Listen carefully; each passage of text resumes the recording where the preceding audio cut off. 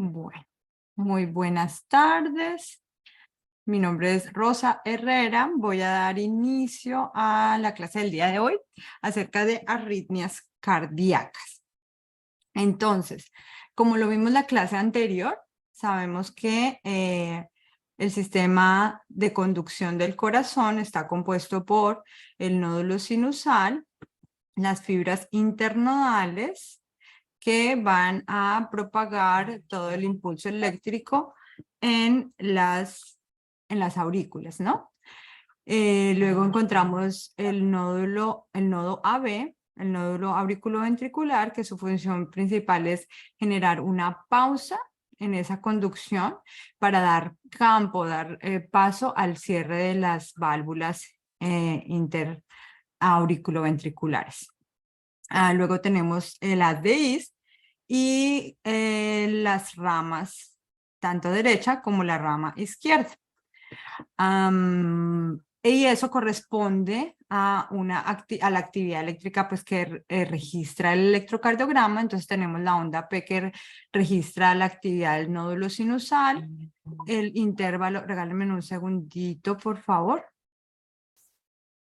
El intervalo, el segmento PQ, ¿cierto? Que es el que es ese delay o ese retraso o esa pausa en la conducción. Entonces está registrando la actividad cuando está en esta zona del sistema de conducción, en el nódulo auriculoventricular, en las DIs. Y vemos el complejo QRS que se encarga, pues que registra toda la despolarización ventricular, ¿cierto? Y la onda T, que me va a registrar la repolarización ventricular. Listo. Entonces, tenemos distintas clases de arritmias, ¿no? Entonces, tenemos, básicamente, siempre hay que interpretar, ¿es lenta o es rápida? ¿Cierto? Si tenemos una taquicardia, una bradiarritmia o una arritmia lenta, vamos a hablar de una arritmia o una bradicardia sinusal, donde el impulso se origina en el nódulo sinusal, pero está a una frecuencia menor de 60 latidos por minuto, ¿cierto? Entonces encontramos el complejo, la onda P, el complejo QRS y la onda T, pero a una frecuencia menor a 60, y ya en las clases anteriores nos han explicado más o menos cómo calcular esa frecuencia en una tira pues, de electrocardiograma. Tenemos el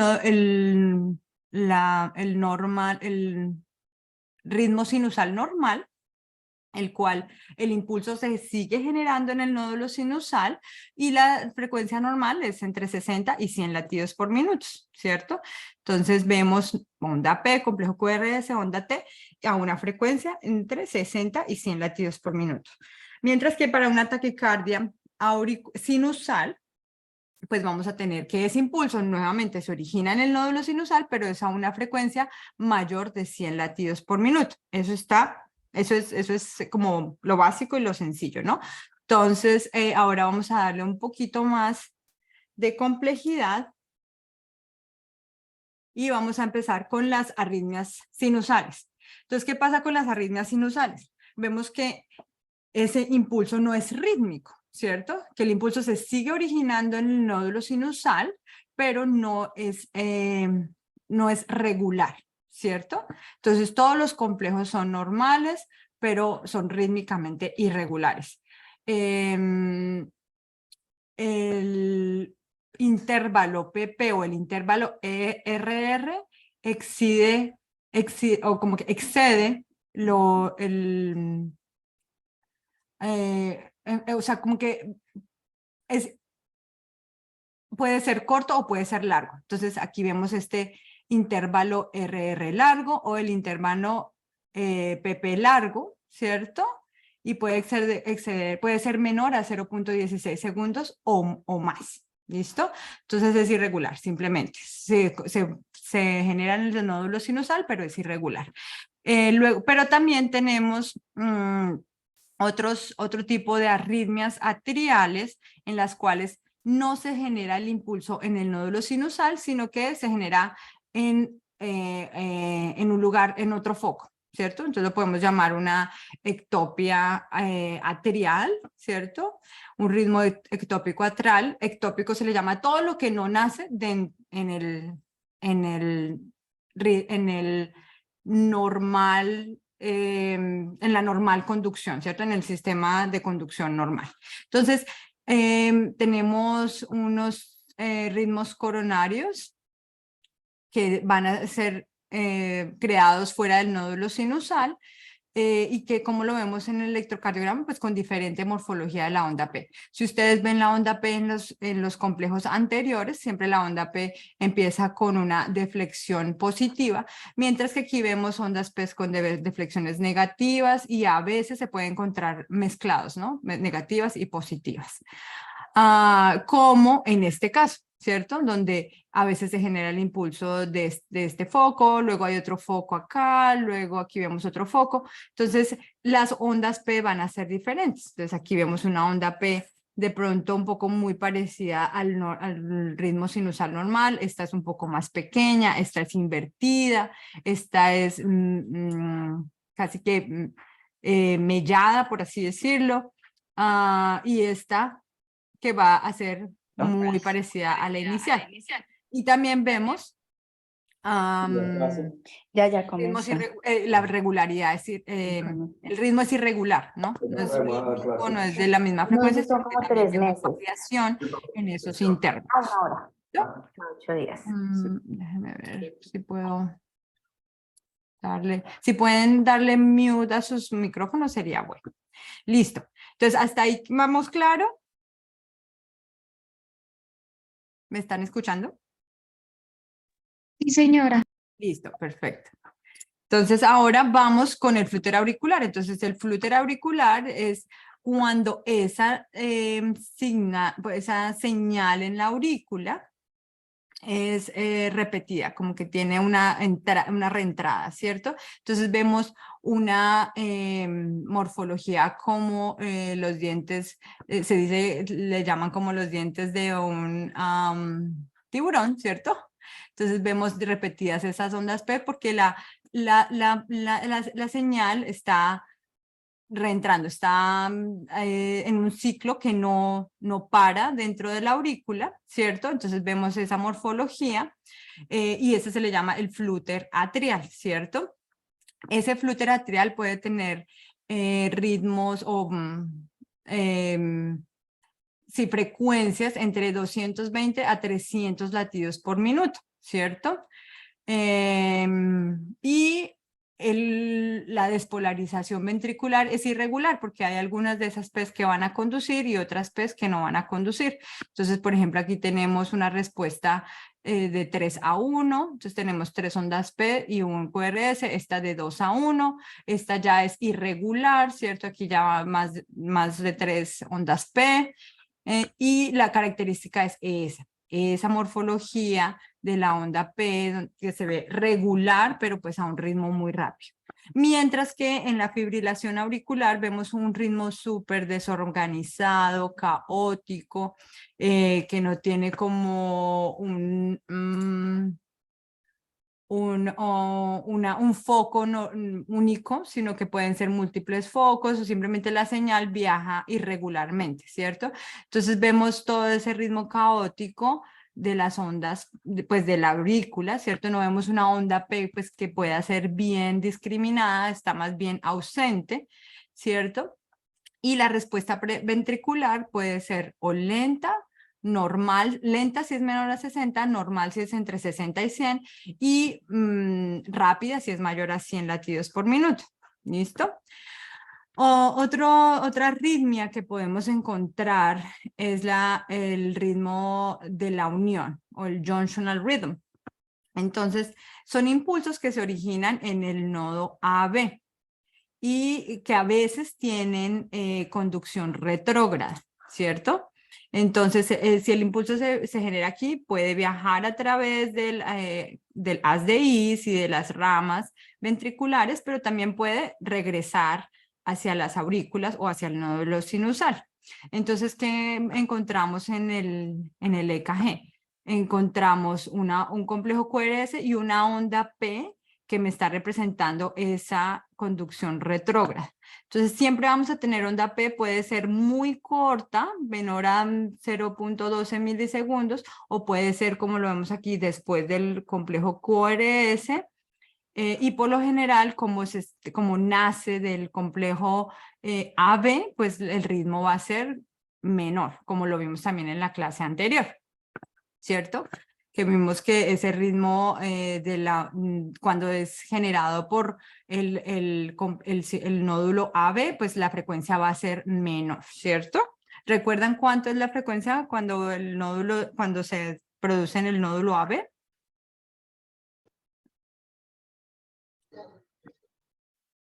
¿Recuerdan? Perdón.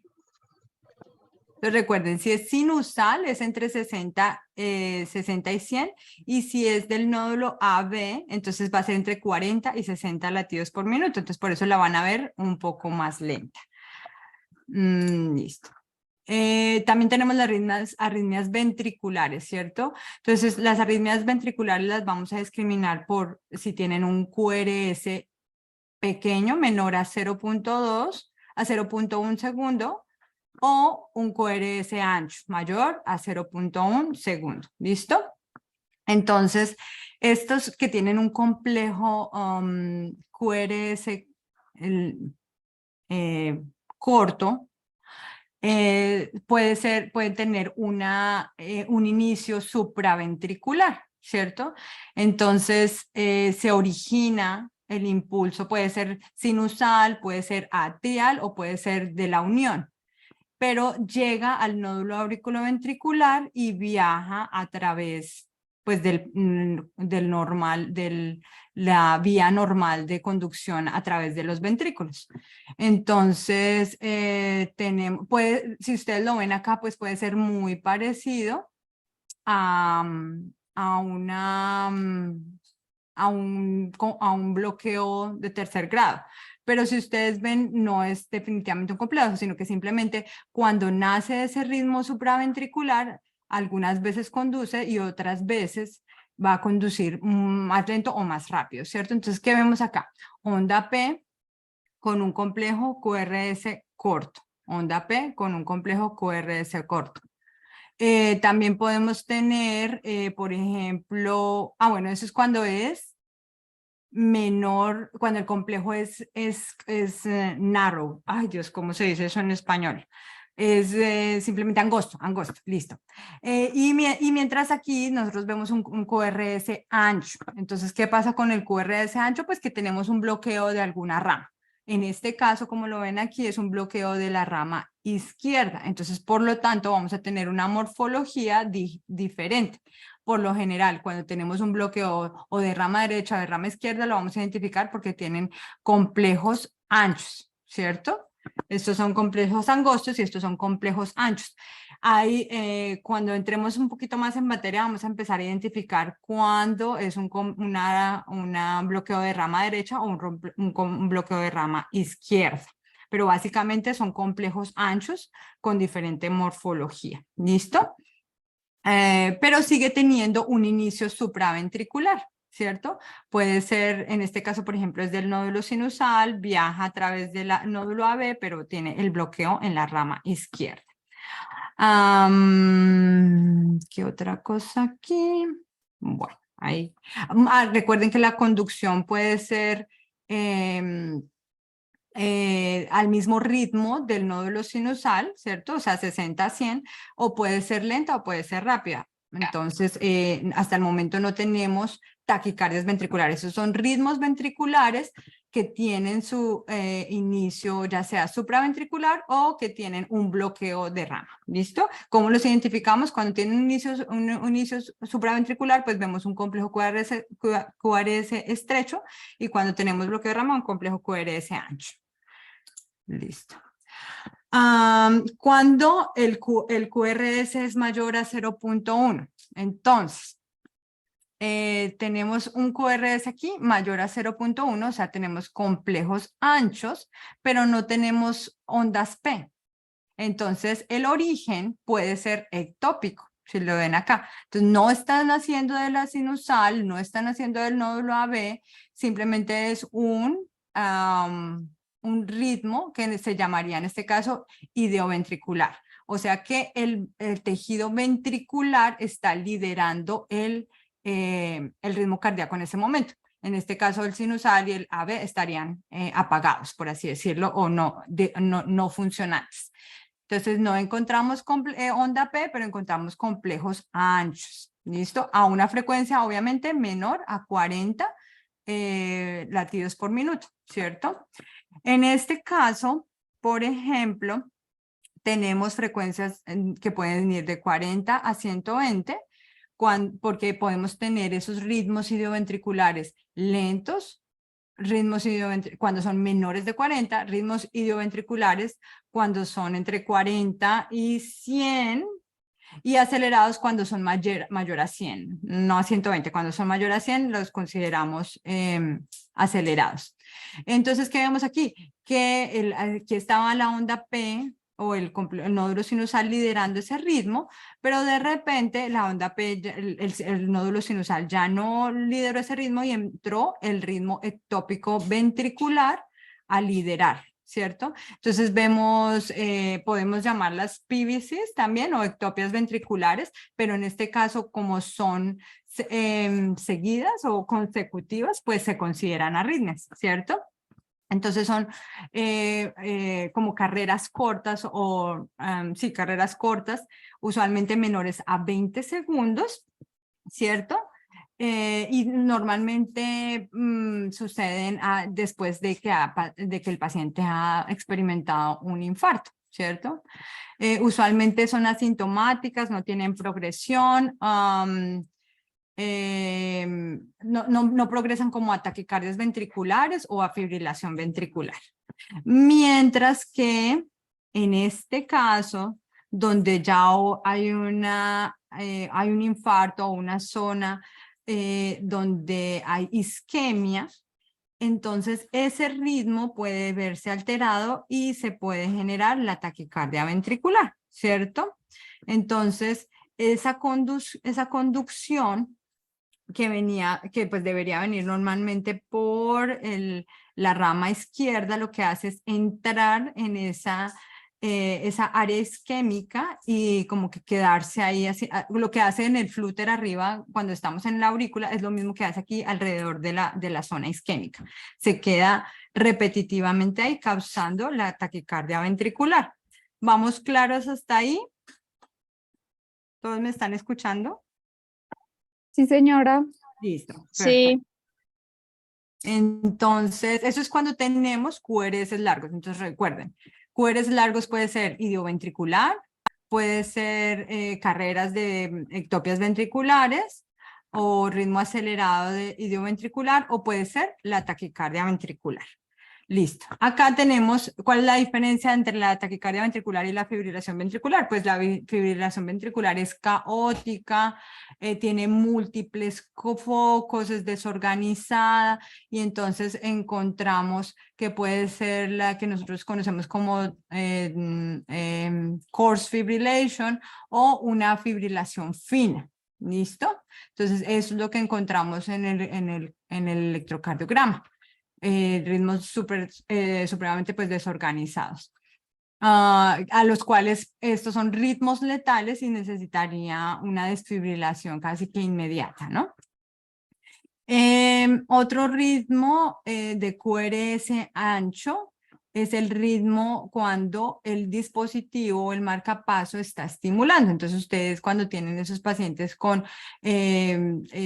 marcapasos temporales, pues ven que tiene una espiga, ¿cierto? Pero esa espiga por lo general, o más bien ese cable está ubicado en una zona, puede ser una zona septal o en aquí como en la zona del ápex del corazón, ¿cierto? Entonces la forma como viaja el impulso no es igual que si viniera por el caminito normal, ¿cierto? Por el sistema de conducción normal. Entonces, por tanto, como nace de aquí, otra es la morfología. ¿Y qué encontramos? Pues morfologías anchas, ¿cierto? Bueno, entonces eso es una de las causas porque de encontrar el QRS ancho en una, con un ritmo ventricular, con un QRS ancho. Listo. Claro, está ahí las ventriculares auriculares. Ahora vamos a ver las de bloqueos pues del corazón, ¿cierto? Bloqueos de primer grado, segundo grado y tercer grado. Entonces, el bloqueo de primer grado, ¿qué es lo que pasa?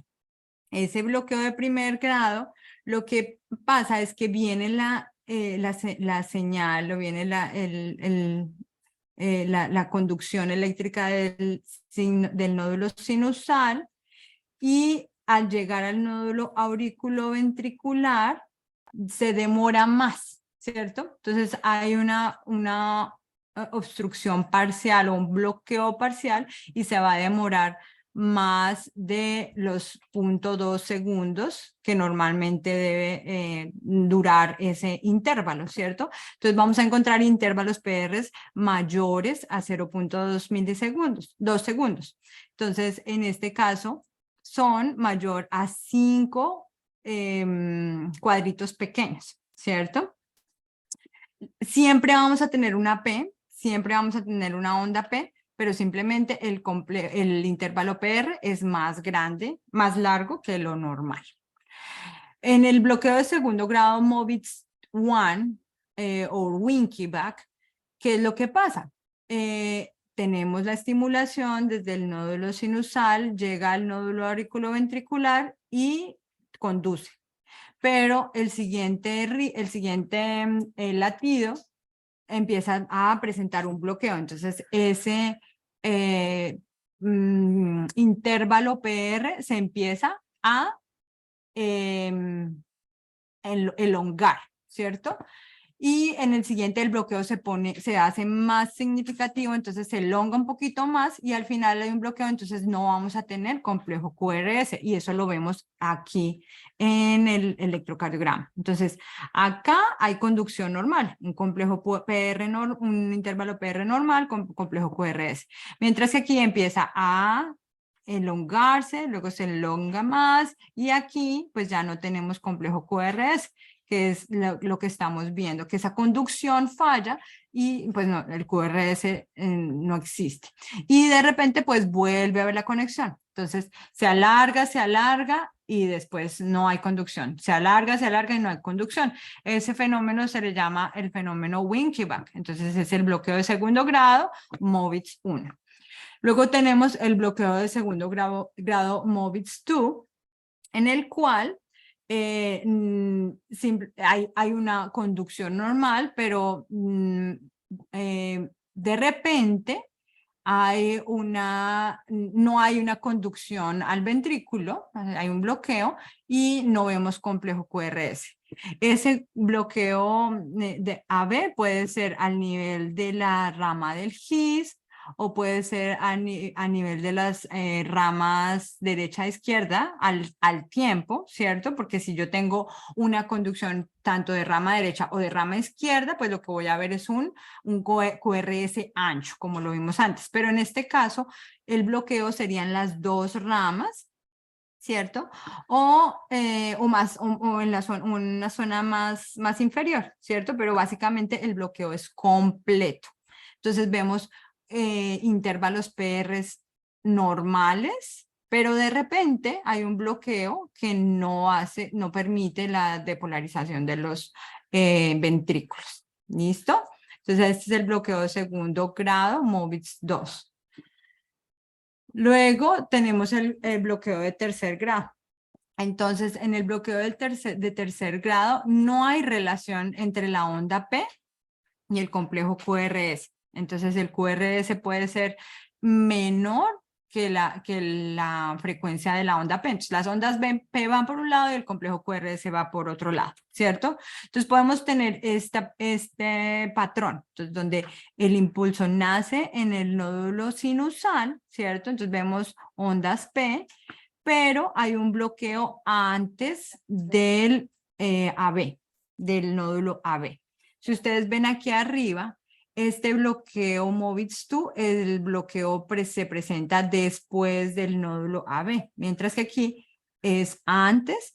Y entonces el nódulo sinusal pues sigue funcionando por su cuenta y el nódulo auriculoventricular empieza también porque no está recibiendo ese impulso del sinusal. Entonces él dice, ah, bueno, entonces yo voy a trabajar por mi cuenta, ¿cierto? Entonces este ritmo, como ya sabemos, es más lento y el ritmo sinusal pues sigue siendo el mismo, ¿cierto? 60 a 100 y el de la B de 40 a 60, ¿listo? Entonces eso es lo que vamos a encontrar en el electrocardiograma, ondas P que no tienen relación con un complejo QRS.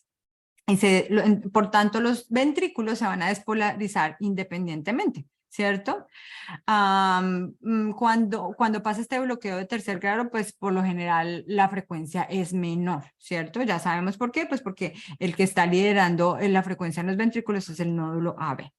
Mientras que en este caso, vemos que ese bloqueo de tercer grado está después del nódulo AB. Entonces, ¿qué vamos a encontrar aquí? Complejos QRS más anchos, ¿cierto? Entonces, es una combinación entre idioventricular y un ritmo sinusal normal. Entonces, este de aquí arriba es porque están haciendo el nódulo auriculoventricular, mientras que este QRS ancho con bloqueo de tercer grado, entonces vemos las ondas P normalmente, rítmicamente presentándose, mientras que el complejo QRS es idioventricular, es ancho. ¿Por qué? Porque nace en alguna parte del tejido ventricular, ¿cierto? Entonces, esa es la diferencia y esos son los dos tipos de bloqueos de tercer grado que ustedes pueden encontrar. Listo. Este también lo podemos encontrar donde no existe relación entre la onda P, siempre, recuerden que el bloqueo de tercer grado es que simplemente no existe relación de la onda P y los complejos QRS, pero el QRS puede ser más rápido que la onda P. ¿Por qué? Porque hay un ritmo ventricular rápido. Entonces, si vemos el de aquí atrás, este ritmo ventricular es lento, por lo general viene del ventrículo derecho y es con QRS ancho, mientras que aquí esta frecuencia va un poco más rápido. Entonces vemos complejos QRS a veces angostos, más rápidos, y ondas P que son rítmicas a un ritmo pues normal, ¿no? Y en este caso es porque definitivamente la señal no viaja al nódulo auriculoventricular, no viaja a ningún lado, o sea, se queda en las aurículas y empieza a liderar algún tejido pues del ventrículo. Listo. Tenemos las contracciones prematuras. Las contracciones prematuras atriales o las ectopias atriales, las del ritmo de las nodales o del nodo y las ventriculares. Entonces las llamamos las PAC, PAC o PJC o PVCs. Entonces para los que vayan en un futuro a trabajar conmigo, entonces yo les voy a preguntar cuál es la carga de PACs. Para mí ha sido un poquito difícil acostumbrarme a las ectopias auriculares, ¿no? PACs, PJCs and PVCs. Listo, las PACs. ¿Qué pasa con las PACs? Son contracciones prematuras de las aurículas. Entonces, si ustedes ven, aquí está el nódulo sinusal, pero de repente hay un foco en la aurícula que genera ese estímulo y que viaja al nódulo AB y lo transmite. Entonces vemos sinusal, complejo QRS, sinusal, complejo QRS y de repente una onda P prematura que está conduciendo y que tiene la misma morfología que un ritmo, pues que la estimulación sinusal normal. Regálame un segundito, ¿puedes bajar el...? Y aquí solo encontramos esa PAC, esa contracción prematura auricular, y vuelve al ritmo normal, ¿cierto?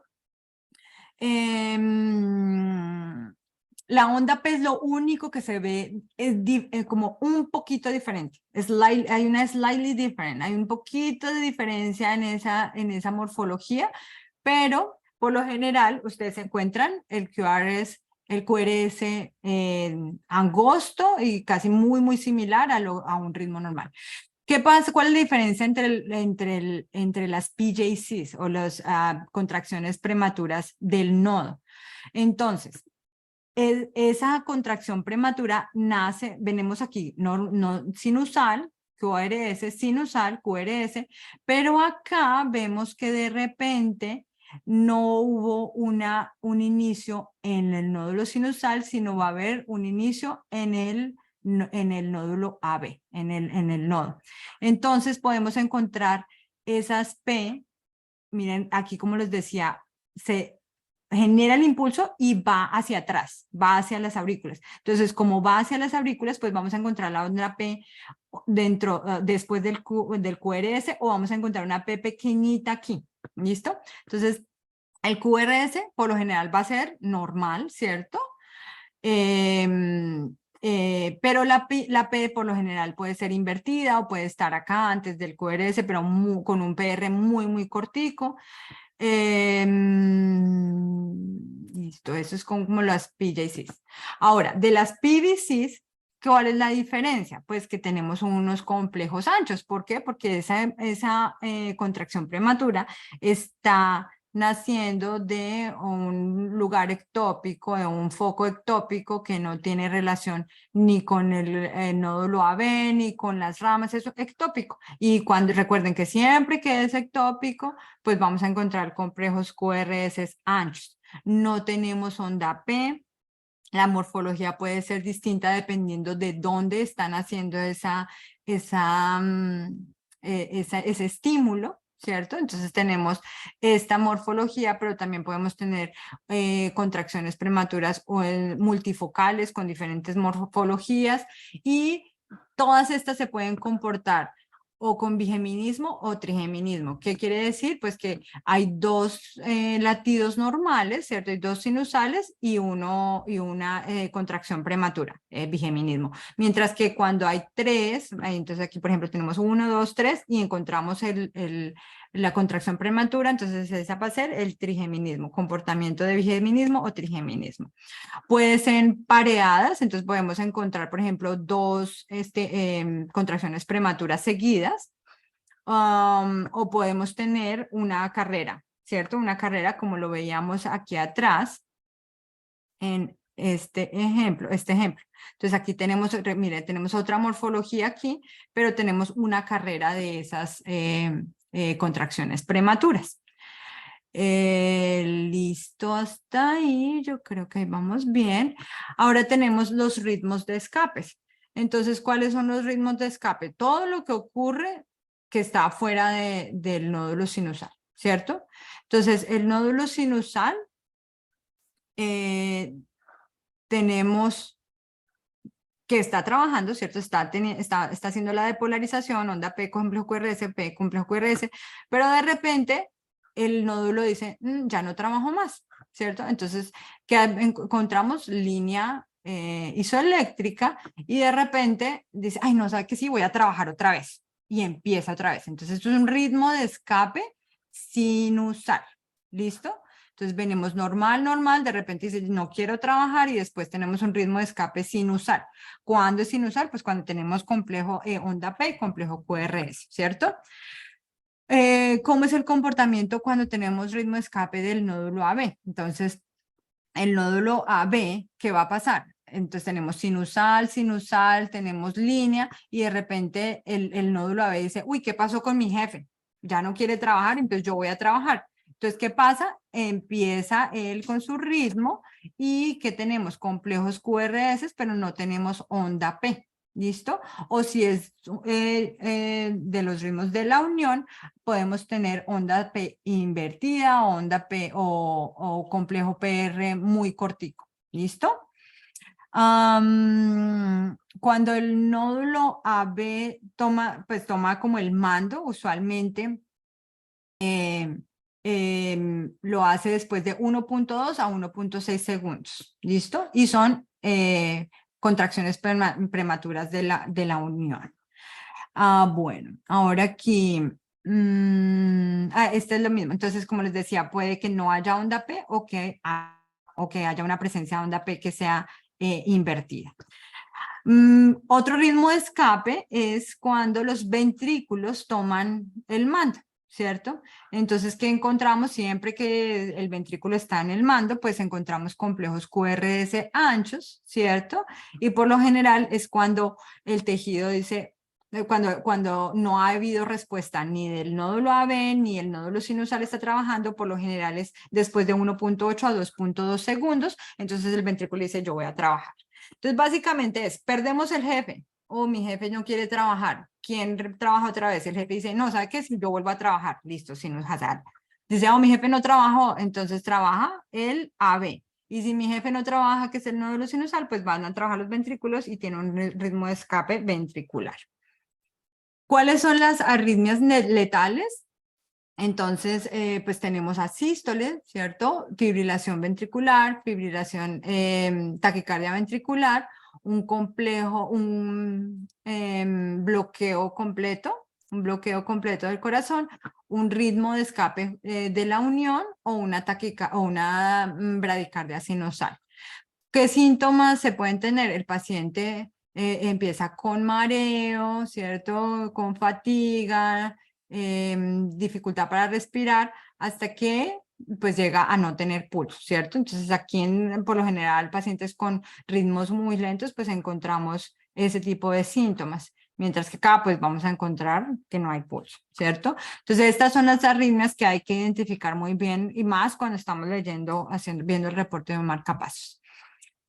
Otra cosa importante que quiero compartirles acá, entonces, esas arritmias, cuando tienen un inicio abrupto y una parada abrupta, las llamamos paroximales. Entonces, por ejemplo, tenemos pacientes con fibrilaciones auriculares que duran 6 segundos, o 5 segundos, o 1 hora. Entonces, todo eso que dure que tenga como un inicio súbito y una terminación súbita, que la podamos ver, la llamamos paroximal. ¿Cuándo lo llamamos sostenido? Cuando dura más de 30 segundos y requiere intervención para ser terminada. Entonces, ¿qué intervenciones? Por ejemplo, si es una fibrilación auricular que dura más de 30 segundos, va a necesitar anticoagulación, va a necesitar medicamentos antiarrítmicos que ayuden a parar esa arritmia, va a necesitar una ablación, una cardioversión. Eso es lo que necesita intervención porque está sostenida en el tiempo. ¿Cuándo son no sostenidas? Cuando son menores de 6 latidos y que duran menos de 30 segundos y tienen una terminación espontánea. ¿Cuándo son recurrentes? Cuando ocurren periódicamente, pero seguida de periodos de no taquicardia. ¿Cuál es la diferencia entre recurrente y paroximal? Que la recurrente dura más de 24 horas, ¿listo?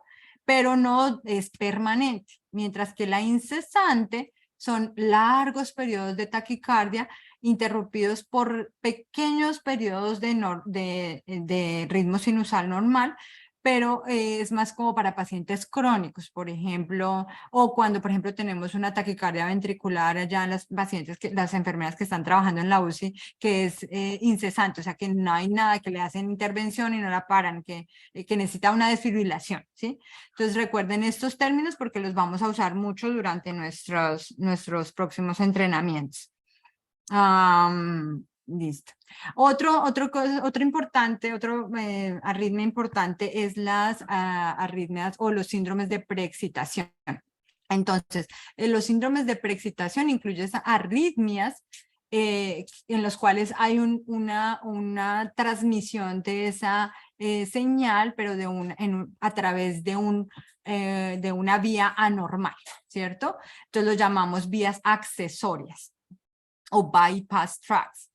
¿Qué ocurre? Pues que simplemente se genera el impulso sinusal y de repente no va como en ese normal ritmo del nódulo AB y las ramas, sino que toma otro camino para llegar más rápidamente a los ventrículos.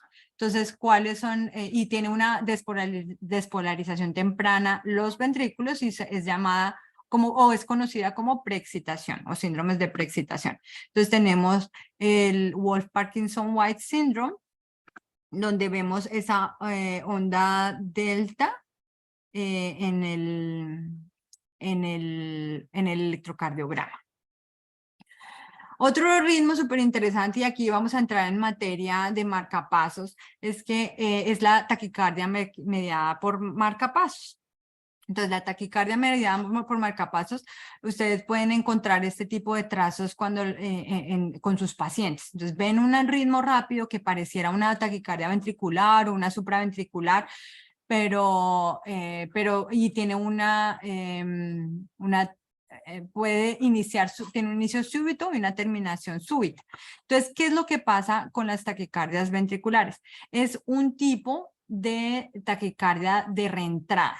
Entonces, el paciente tiene un estímulo ventricular y cuando recibe ese estímulo por una vía accesoria o por una vía retrógrada, va a devolver ese impulso a las aurículas, y entonces como el marcapaso no puede identificar si eso nace en la nódulo sinusal o si es retrógrado, el marcapaso simplemente responde. El marcapaso le dan la orden y dice, ¿sabe qué? Yo respondo porque allá yo estoy viendo un ritmo sinusal, lo voy a seguir. Porque la idea de un marcapaso o de un dispositivo es que pueda hacer seguimiento a la actividad auricular.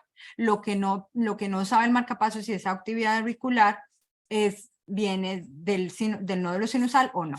Entonces, ¿qué pasa? Hace la estimulación. Y como hace esa estimulación, a través de esa vía accesoria o de esa vía retrógrada, pues se devuelve el estímulo al sinusal y entonces el marcapaso que dice, yo estimulo. Y como estimula, devuelve eso, devuelve el ritmo, devuelve la señal a la aurícula y así. Entonces se vuelve en un círculo, ¿sí? Y el marcapaso no puede detectar. Hay unos algoritmos que nosotros vamos a trabajar y a identificar en los marcapasos en los cuales podemos terminar estas arritmias. Pero básicamente en la UCI, si ustedes encuentran esto, un paciente que tiene este comportamiento, lo que se puede poner es el imán, y automáticamente el imán va a parar este tipo de arritmias. Si no las para, entonces no es taquicardia mediada por marcapaso. Si la para, es una taquicardia mediada por marcapaso.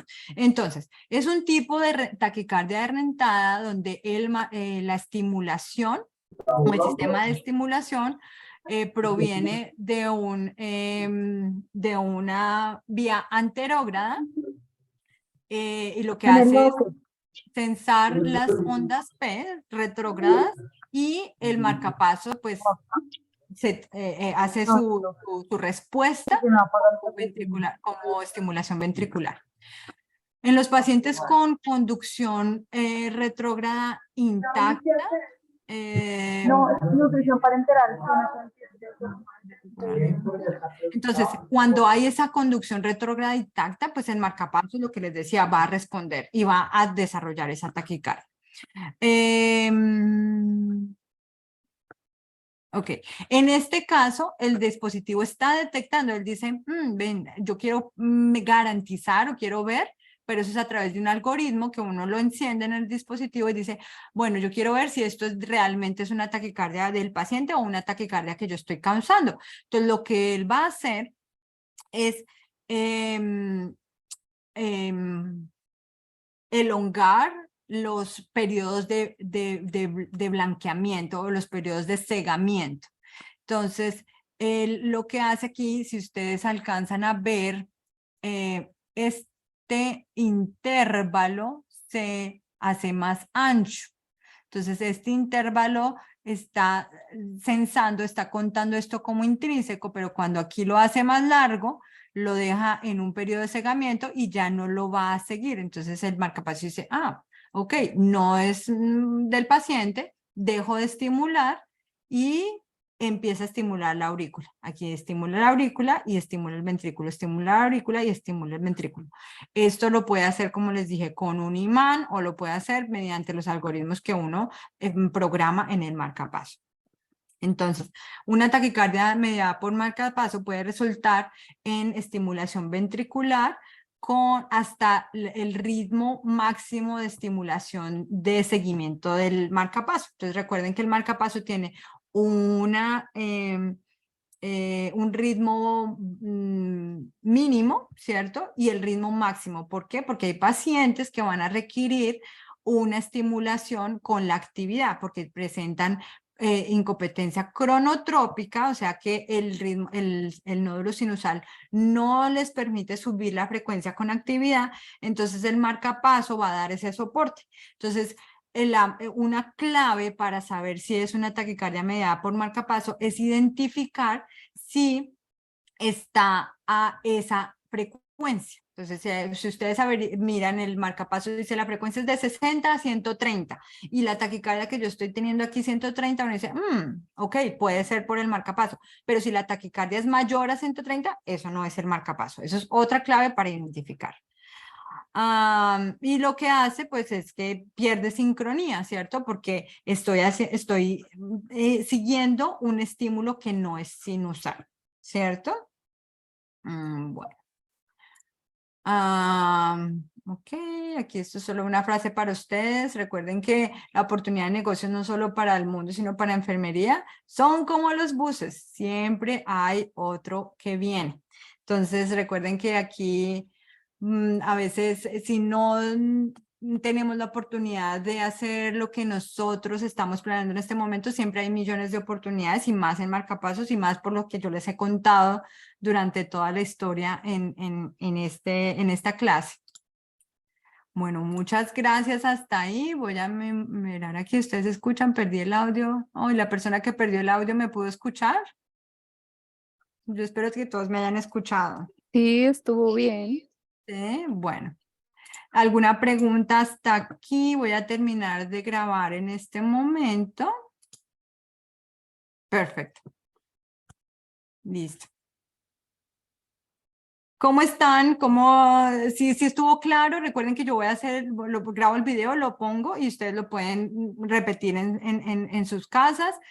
Hay muchos conceptos ahí que hay que tener muy claro, incluir de una vez las taquicardias mediadas por marcapaso para que ustedes puedan empezar a familiarizarse con esos términos y con visualmente cómo las pueden identificar. No sé si hay alguna arritmia que se me haya quedado afuera, pero creo que ahí las cubrí todas. Entonces, pues nada, preguntas, inquietudes, sugerencias. Estuvo muy chévere porque ya se ven el electro, pues. Y Sí, me yo pienso que hasta... gustó las imágenes que puso porque son chéveres, muy claras, donde va el bloqueo, entonces así uno se va haciendo una imagen. Está chévere. Toca repasarla, pero está chévere. Sí, esto es de repasar, o sea, a mí me costó años, pero sí de entender la diferencia, por ejemplo, entre el bloqueo tipo 1, MOVITS 1, el MOVITS 2, el por qué hay unas arritmias con complejos QRS anchos o QRS angostos, pero esto es importante, o sea, esto es la base para poder entender el marcapasos. Si ustedes tienen muy claras las arritmias, cuando lleguen a ver los electrogramas en marcapasos va a ser como pan comido, ¿sí? Pero esto de los arritmias es súper clave para entender el funcionamiento del marcapaso. ¿Alguna otra pregunta, chicas? ¿Inquietudes, sugerencias? ¿No? Bueno, entonces terminamos hasta ahí. Nos vemos el próximo jueves a la misma hora. El próximo jueves yo voy a entrar más en materia. Vamos a hacer un repaso de la primera clase. Vamos a hablar de los componentes de marcapaso, los circuitos y el código, pues las letras de marcapaso, ¿sí? El código que nos dice el marcapaso, dónde está estimulando, dónde está sensando y dónde está ejerciendo pues la actividad. Entonces vamos a hacer el resumen de eso para ya solidificar eso. Y en la siguiente ya empezamos a hacer la revisión. Creo que, no sé, no me acuerdo, no, creo que no la hemos hecho, es la revisión del marcapaso como tal. Entonces, que vamos a ver la batería, vamos a ver la sensibilidad, la captura, vamos a revisar otra vez impedancias, que creo que eso fue la primerita clase. Entonces, esa clasecita, si quieren, revísenla, pero igual la vamos a volver a tomar de hoy en 8, ¿listo? Si tienen alguna pregunta, inquietud, me envían ahí por el WhatsApp. Y nada, vamos siguiendo trabajando. Hay buenas noticias, ya se abrió una oportunidad de monitoreo. Vamos a ver cómo nos va con eso, pero poquito a poco estoy trabajando con cada una de las información que ustedes me enviaron. Estoy contactando también a los doctores, ya logré contactar 2 y de su grupo, de este grupo también hay 2 personas que ya creo que vamos a empezar con ese entrenamiento. De pronto mi sugerencia va a ser que a la par que estemos empezando ese entrenamiento, podemos ir mostrando en este grupo casos reales de esos, pues de esas clínicas de monitoreo remoto que estamos viendo. Un abracito, chicas. Les quiero mucho. Cuídense, cuídense y nos vemos Gracias, en 8. Rosa. Bueno, Muchas cuídense. gracias. Chao. Gracias. Chao. Bueno. Adiós.